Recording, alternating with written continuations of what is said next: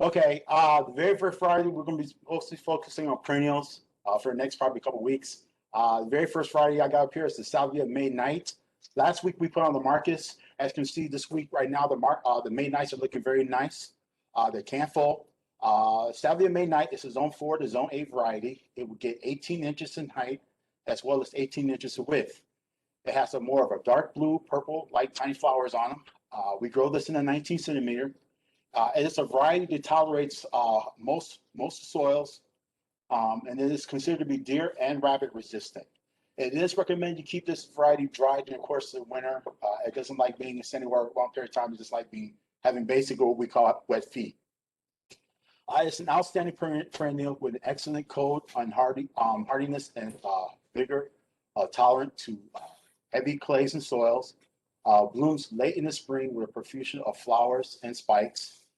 It blooms later in the summer when it is deadhead. So basically, I've seen we trim these things a few times. They come out be blooming. So I would consider this a good be bloomer variety. Like I said, this is the Salvia May Night. Next picture, please. I know I've been seeing some requests for Hucheras right now. If that's still something you're interested in, aim for the Huchera Bronze Wave. This is the nicest variety we have right now at the time compared to the other varieties. It is also known as Coral Bells. This is the zone 5 to zone 7. It would get 2 feet in height as well as 2 feet in width when it comes to the variety. It has a small whitish flowers on it, as you can see to the picture to the right, top right. This is one of our American Beauty series when it comes to varieties. It likes to be moist but well-drained soil. Blooms appear in the late summer, and it is recommended you plant this in the full sun to part shade. Large coppery purple leaves hold onto their color throughout the growing seasons and beyond. So like I said, for Cheras, if you really need it, aim for the Bronze Wave. Next variety, please. This is the grass Chasmanthium lefolium. It is also known as Indian wood oak. It's a northern sea oak. This is a zone 5 to zone 8 variety. This would get 3 feet to 4 feet in height as well as 2 to 3 feet in width. This is another variety we grow in a 19 centimeter. It's part of the American Beauty series. As you can see right here, the picture to the right is what it looks like right now. It's got some shoots coming right on up. It's nice and full pot. Moist occasionally because it likes to sort of keep it moist. One of the most shade tolerant grasses, and you can plant this in full sun to full shade. This variety is also good for accent for ground cover and for erosion control. This seasonal grass thrives from partial sun to moist soil. As you can see in the picture this to the right is a variety good for like this. The picture to the right is more of it's got a little hill slope on it. So you can want to plant these things over there to, like I say, it's great erosion control. And it's also, as you can see, you can plant it right underneath trees. So it's not something that you got to have right in direct sun. It does have little seedlings on it, as you can see that bottom picture. But like I said, this is a canful and it's primo to go. Next picture, please. Now, this is the Achillea Sunny Seduction, also known as yarrow. This is a zone 4 to zone 8. It gets 18 to 20 inches in height, as 32 inches in width. The picture that's on the left is what this crop looks like right now. Remember, we are planting 7 to 10 days ahead. As you can see that far picture to the right, that's the true height you would see when it comes to this variety. It has tiny yellow soft flowers on it. It will mostly bloom. The flowers will be up on mostly the stalk of the plant, as you can see. We grow this also in a 19 centimeter. It likes to be moist but well-drained soil. You want to plant this variety. It does best when it's planted in the full sun. This variety is considered a summer bloomer. Water occasionally. You want to water it more than often when it gets really hot in the season. So you got to keep your eye on that. Blooms from June to August. Flower may be cut for dry bouquets. A very uniform blooming over a long season. Butter yellow flowers with gray-green foliage, and nice for border and for mass planting. Next picture, please. This is the sister cousin to that variety. We also have the Achillea Strawberry Seduction. Once again, picture to the left is what this crop looks like right now, to compare to what it will look like in the picture to the far right. This variety is considered a zone 4 to zone 8. It will also get 18 to 20 inches in height as well as 32 inches in width. This one has a beautiful red with yellow flowers on it. We also grow this variety in a 19 centimeter. Once again, moist but well-drained soil. It does best when it's planted in the full sun, and also once again, water occasionally, especially more when it gets really hot, because you don't want these varieties to dry out. Long-lasting clusters of rich velvety red flowers with a bright gold center. Heat-loving and drought-tolerant, and when established, it is ideal in warmth and sunny beds, and is also really good for borders.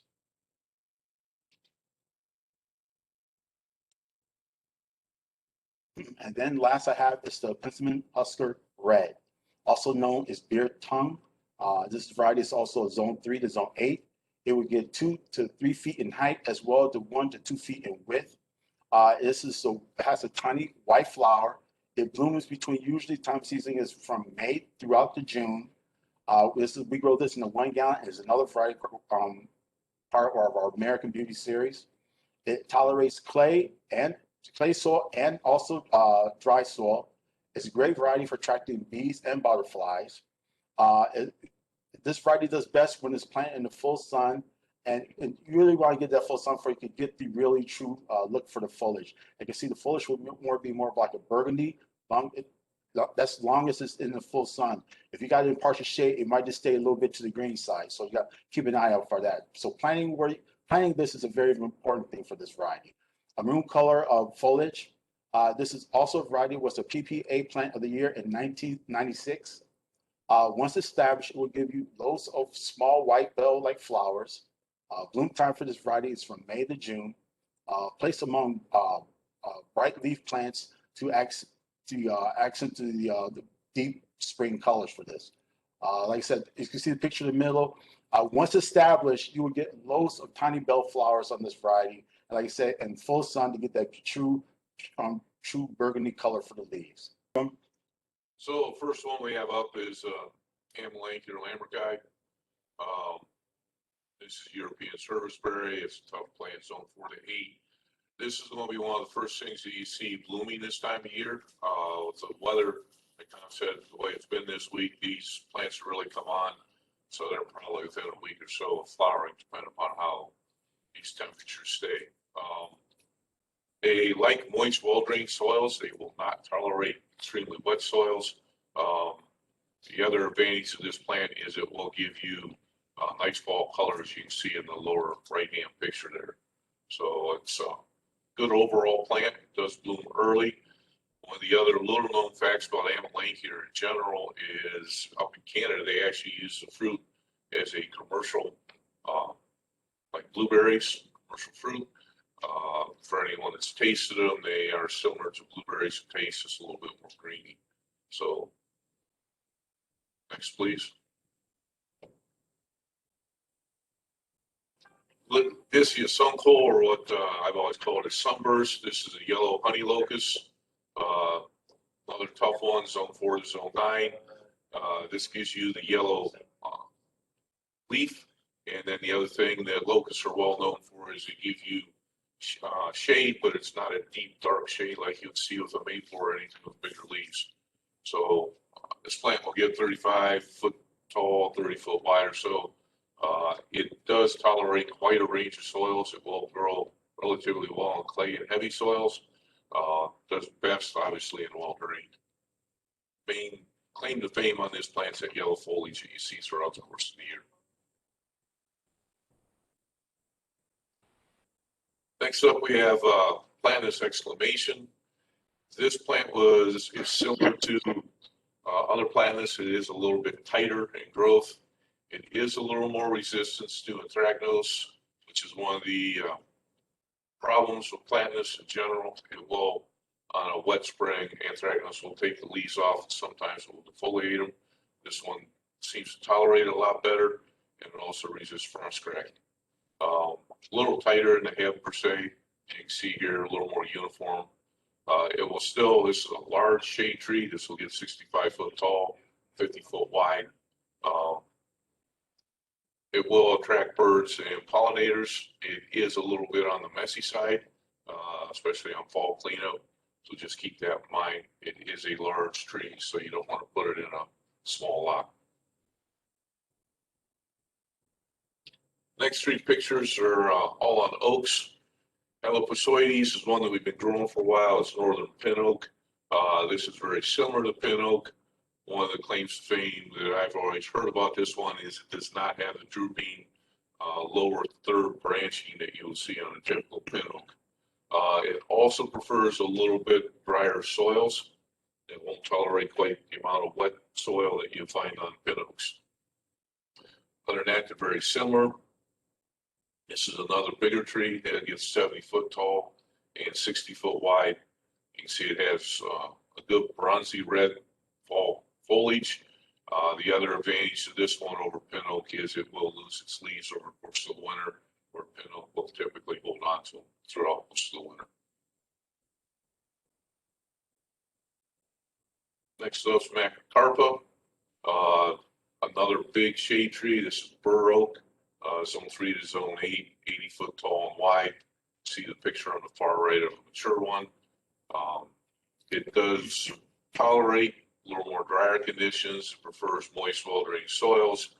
The other thing to keep in mind, folks, it's good for wildlife. It's just for squirrels, but deer and everything else will eat acorns as well. So this has a very wide crown. You can see it's going to get almost as tall as wide. So keep that in mind when you're siting these for landscapes. Muhlenbergia is the last one, or chinkapin. This one's a zone 5. It's 60 foot high, 70 feet wide. It will tolerate drier conditions. It has a more globular or globose shape to the crown. This is typically going to be wider across than it is tall. Leaves are a little bit narrower, and it does produce a good crop of acorns. So most of your oaks will tolerate some of the wetter soils. These three here will prefer a little bit better drained and not quite as heavy soil.